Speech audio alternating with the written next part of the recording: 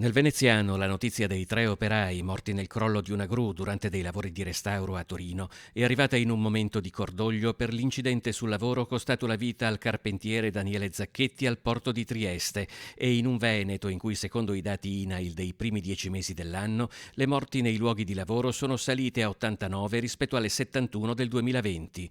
Con 21 e 17 decessi, Verona e Treviso sono le province con la situazione più drammatica.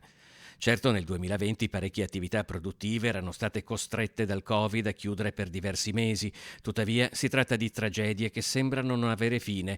Secondo la CGIA di Mestre, che ha elaborato i dati, la tendenza più preoccupante è a Padova, dove i 9 morti dei primi 10 mesi del 2020 quest'anno sono saliti a 15, più 66,6%. Per ridurre gli infortuni e i morti nei luoghi di lavoro bisogna aumentare la formazione e l'informazione ai lavoratori e incrementare i controlli sostanziali, ma in particolar modo vanno eliminati definitivamente gli appalti al massimo ribasso e bisogna diminuire i tempi di pagamento con cui i committenti saldano i propri fornitori.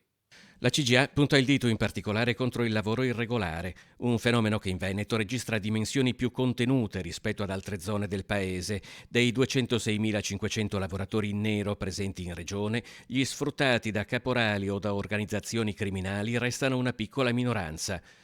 Un aspetto che però non deve far sottovalutare la gravità di lavoratori sottoposti a condizioni degradanti e disumane da parte di pseudo-imprenditori che agiscono nei campi e talvolta anche nei cantieri con modalità criminali. Oltretutto, pur non essendoci dati in grado di dimostrarlo, a seguito della crisi pandemica la situazione appare in deciso peggioramento.